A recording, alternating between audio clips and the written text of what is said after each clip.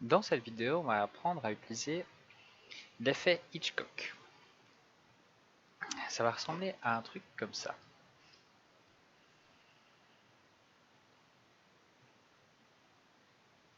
Pour réaliser cet effet, nous allons ouvrir Blender,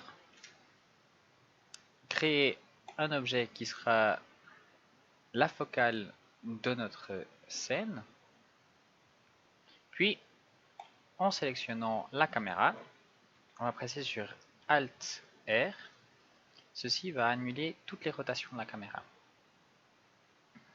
Puis RX 90 pour une rotation sur l'axe X de 90 et 7,5 pour une vue d'en haut orthographique. On va amener la caméra à peu près devant notre objet, notre personnage. Puis ici en haut, dans le panneau latéral droit, on va passer en vue 3D.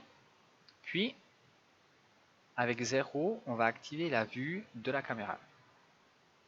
Une autre manière d'y arriver, vue, caméra, et on voit depuis la caméra dans la scène ce qui se passe. GZ pour déplacer la caméra. Et le but maintenant, c'est de cadrer le personnage ou l'objet principal de notre scène.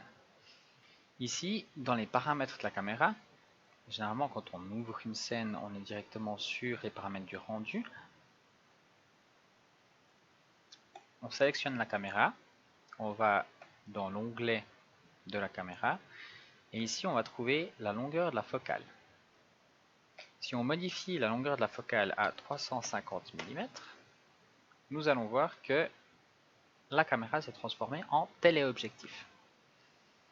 Et ici, on a un méga zoom sur l'objet qui nous intéresse.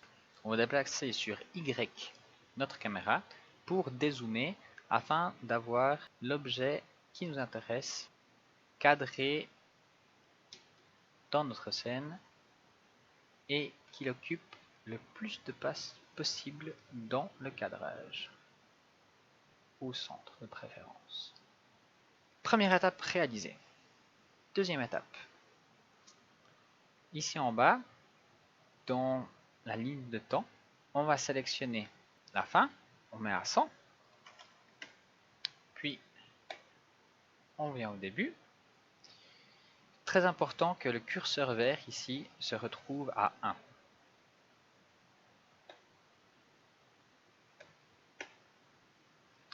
Puis avec le curseur de la souris, on va aller sur le champ de sélection du longueur de focale et on va presser I sur le clavier. Le champ s'est transformé en jaune. Ceci veut dire qu'on vient d'insérer une clé d'animation pour la longueur de la focale. Donc, à l'image 1 de notre scène d'animation, la longueur de la focale va se trouver 350 mm. Puis, avec le curseur dans la vue 3D, on va represser sur I et on va sélectionner position, rotation, taille. Cela signifie que la caméra à l'image 1 va se trouver exactement à l'endroit où elle est maintenant. Troisième étape, on va aller à la fin de l'animation, à l'image 100, et on va modifier la longueur de la focale à 18 mm. Le champ de la longueur de la focale est vert. Pour le transformer en une clé d'animation et insérer ce 18 mm, on va faire I. Donc on voit ici en bas, dans la ligne de temps, on a une clé d'animation ici et une clé d'animation là. On reste à 100. Curseur vert à la fin de l'animation, très important.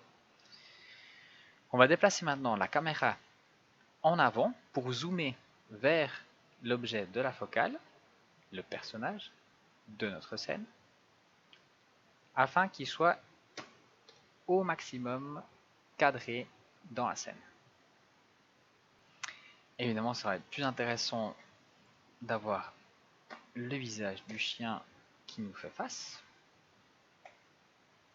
ce qui va de nouveau modifier le cadrage. Et on zoome un petit peu en glissant sur l'axe Y. Et maintenant, avec la caméra sélectionnée dans la vue 3D, on va presser sur I pour insérer une clé d'animation de la caméra, de sa position, à l'image 100 dans cette scène. Position, rotation, taille. Pour qu'on ait tout l'effet Hitchcock Effect, on va créer quelques objets en arrière-plan, vite fait. On va prendre des cylindres.